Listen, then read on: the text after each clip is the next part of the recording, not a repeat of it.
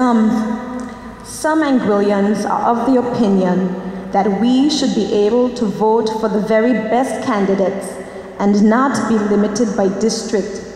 Several think that your district, District 4, is too large and should be split. What is your view on this? You have 1 minute, 30 seconds. Thank you, Ms. Moderator.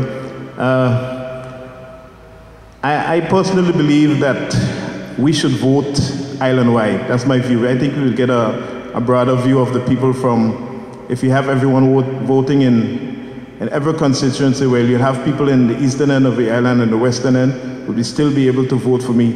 But one of the changes that you won't see under this present government, because they know that's their stronghold, because if you're strong in one district, you're not going to open it. So that's why they're not going to change that. But I believe that, that my district is really big. It's like 1,789 people, and it's a tough job for me to get to all of those people, but I think I do a pretty good job getting around, and I would like to see it split in two. Makes the workload easier, but we'll have to go back to the Constitution and do a lot of changes.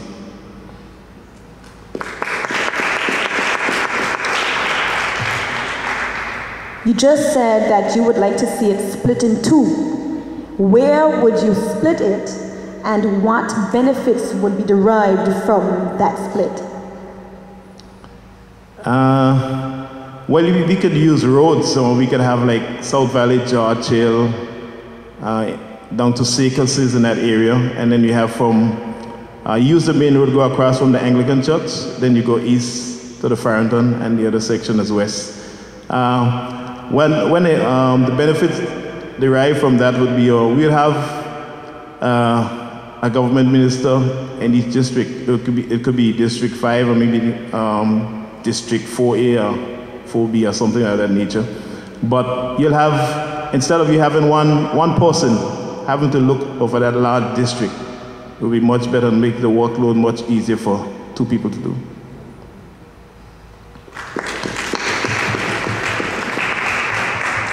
Thank you, Mr. Gomes. The next question will be presented by Ms. Misha Richardson.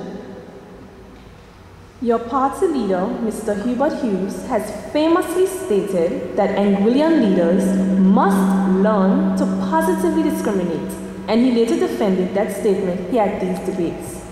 What do you take that to mean, and do you agree with his philosophy? You have 2 minutes.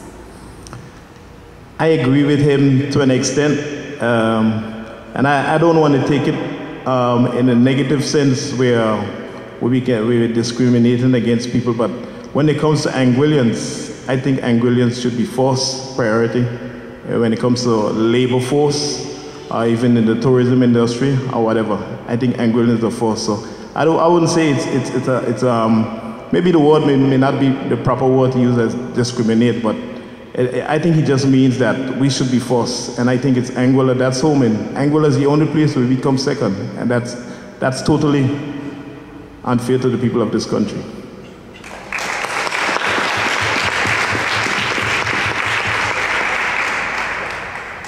Mr. Gomes, like most Caribbean countries, Anguilla relies heavily on tourism, which by all measures lends for risky economic growth. What other industry do you think shows the most potential, and how would a government you are part of encourage its growth? You have 2 minutes, sir. Okay, thank you, Ms. Moderator. Tourism, as we know, is very fragile. If a storm hits, we're in big problems. But we need to have more of I think we should invest in some sort of factory where we produce something of the nature. The only thing we have that we produce right now is Anguilla rounds. I'm not really too happy about that because of my Christian faith, but that's leaving just now. But we need to seek other ways where we can produce a proper industry for Anguilla. Years ago, we used to produce salt.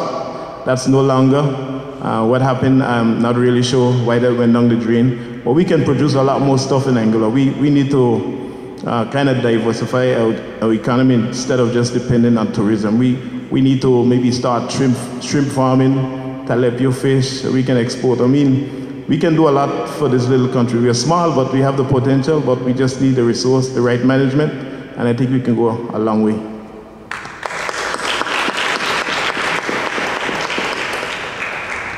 Your next question will be presented by Ms. Misha Richardson, one of the students on our panel.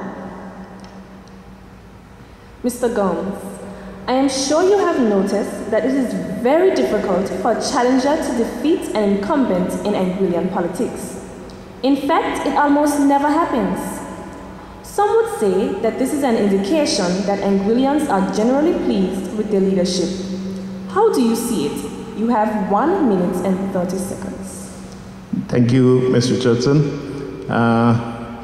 In the Bible, there's a story where David defeated Goliath. And he had the Lord on his side. I would always put it this way.